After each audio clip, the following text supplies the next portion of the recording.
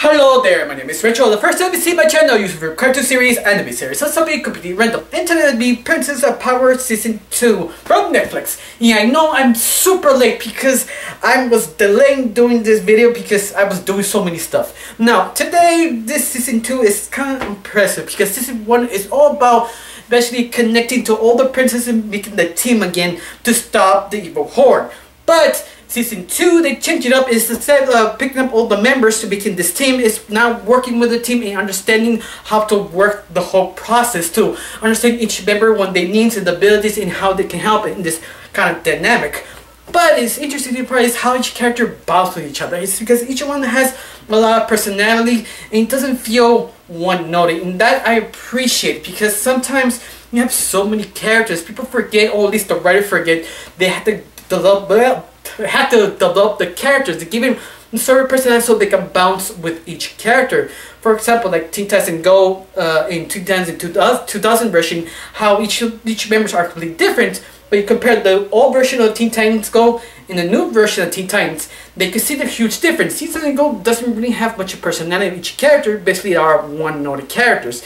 In Teen Titans Original, all of them are all unique. Each one of them has a person they can bounce to each other. And that is the focus of Season 2. Especially all the three members who kind of make this team, be Bow, Glitter, and She-Ra, because they're not yet used to be leaders, not yet to take charge. So you can see the stress, you can see kind of the mental breakdown, the guilt every time they make a mistake. They want to improve, they want to be better. You want to be the best of the best, but the only problem is you kind of need to fail, and that's one of the most interesting things about this series, because they're not yet used to being failures. They have to fail so many times to become great leaders. That is why this show has started being super interesting, especially all the things they have to do with their own team members, because they're not yet ready for the team members. You can see struggling, each one that not yet used to working with other people, or someone who have the equal power or equal respect as them, because they want, each one of them are basically princesses. But I like it, they kind of address it so much because it's basically the core of the whole series.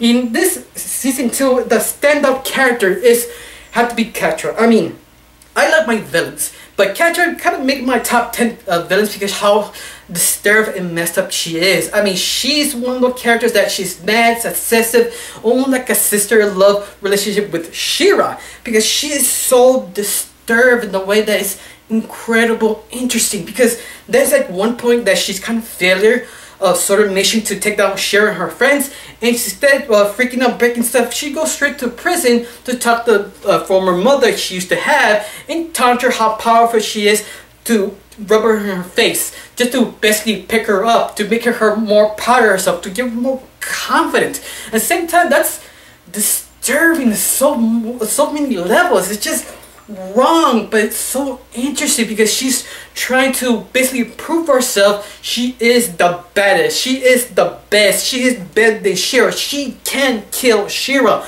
But at the same time, it's basically her sister she's trying to kill, her friend, and that is so fucked up. Yeah, I love it. That's what makes this show so interesting, because they do take their time, especially this season. Basically 7 episodes of Season 2. Season 3 was 13 episodes. Yeah, I'm glad they did 7 episodes because so many episodes is so hard to do.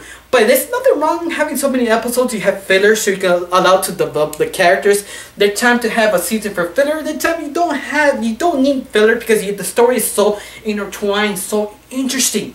And I'm glad they have this sort of great balance, because this series knows how to be dramatic and funny in the same time, and that's really difficult to pull off. Like Young Justice, that is kind of their thing. They be more dramatic than comedy because that's their thing. But I like it more like Teen Titans because they can know how to balance to be dramatic and comedy. You need that perfect sweet spot. In this show, Season 2 knows how to do it. Of course, you have the old fans who doesn't like it, and in fact, I understand. I kind of overdid in my first review that I said, oh, it's better than the original. Yeah, I was wrong to saying that, because each version of She-Ra, or whatever franchise you love, it has its own thing, because basically franchises are comic books. Whoever takes the charge to the next version is going to be completely different, and of course the old fans won't love it, but at the same time you kind of need to change it up. But hopefully they kind of convince the old fans to just go with it, just watch it. But I doubt it now, because let's face it, it's kind of hard to beat the original to make a new version to compare it. Because you see have so much history the original, and then this new version that barely have a few episodes, and the other one over what, 200 episodes. Yeah, it's kind of hard to compare. So I got nothing else to say, just that. And I have to ask, did you watch this series? Did you enjoy this season 2? What was your favorite part? Tell me, let me know. I got nothing else to say. Thank you for watching. Don't forget to subscribe and have a wonderful day. Bye.